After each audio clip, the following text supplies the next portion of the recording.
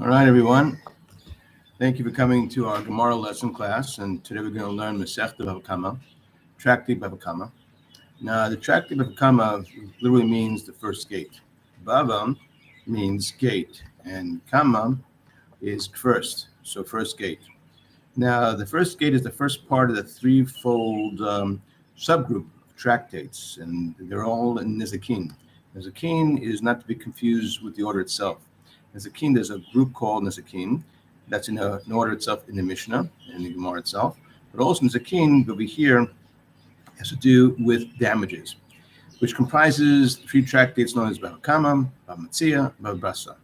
Bava Kama is known, again, Bava means gate. So we have the first gate, middle gate, and the last gate, of the subgroup called Nizakin. So there's a group called Nizakin, a subgroup Nizakin, and these belong to the three aspects of Nizakin. Now, according to those, back in the day, there was a Tanaim. Before the Tanaim, there was the Amorim. So again, the first was, I'm sorry to say this, is Tanaim, then Amorim. First the Tanaim, the Tanas came, and then after this period of Tanaim, about the 4th century, about 120 years, a bit more, maybe 200 years, there comes the group called the Amorim, Rabbi Yosef. Now, the Amor of Yosef says, according to him, these three tractates are not, in fact, separate tractates at all, but merely three subdivisions, each consisting of 10 chapters. The large tractate is a king. And we'll discuss the concept of damages, because we know very well if one does damage to someone else, to the property, to the person, then they are liable to pay the person for damages, to compensate the person for damages. So the Torah holds a person liable for damage he does personally, as well as the damages done by his property to others or their property. The main categories of damages for which a person is liable are himself, his animal, his pit, and his fire.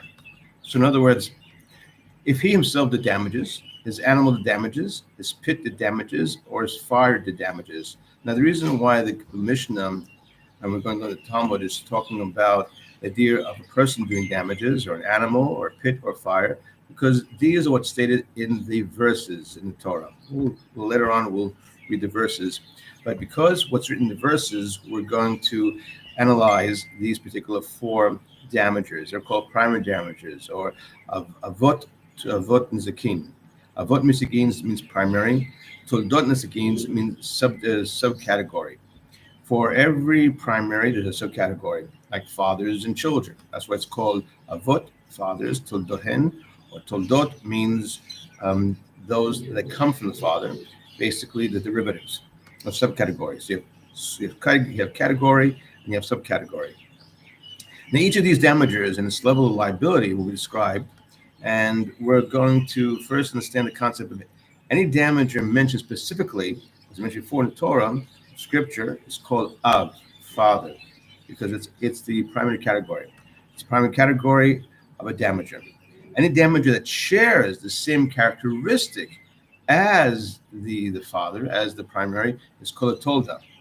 Now, if it's not mentioned in the Torah itself, but has the same characteristic, we'll call it a tolda. And if it is mentioned in the Torah, it will be called an Av. So we have Av Zakin and we have tolda and Zakin. The same thing comes on the Shabbat as well. In the Shabbat halachos, Shabbat halachot, in the laws of Shabbat, we'll have Av Malacha, the Todot Malacha.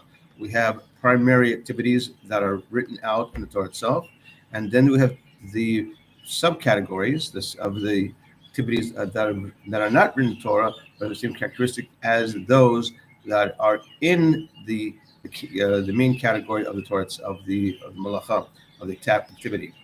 So again, we have between category and subcategory. So let's continue. Now, a person himself is always liable. You're always liable for any type of damage you may have done to another person or to someone's property. Be asleep, be awake. You're always basically, you're 24 hours. You have to be on watch and guard duty for any type of thing that you may do to hurt someone, to hurt another person, or to hurt their property. So you can't say that you were asleep. You can't say that you weren't liable. You weren't responsible. You always have to understand that a human being, be asleep or be awake, is always responsible for their action. Of course, there are situations whereby it's completely out of the person's hand. and that's another category we'll discuss. Or now, what happens if a person's drunk? Well, the person should have been careful before he got drunk, and of course, he has to still be liable to the point of whereby he crossed the line when he's drunk. Again, we have to always take into consideration all these things. One is liable for damage he does personally to another person's property or body. When one does damage to a person, example, personal injury, he must pay his victim for five distinct things, five distinct aspects of the damage he's done. One is called nezek, permanent bodily damage. The example, if a person had done such damage to the person that this person can no longer use a part of his body, arm, leg, whatever, that's a permanent damage. Tzal is the pain. Let's say you have to pay for the damage that's done. You have to pay for the pain that you caused, the physical pain suffered by the damaged party.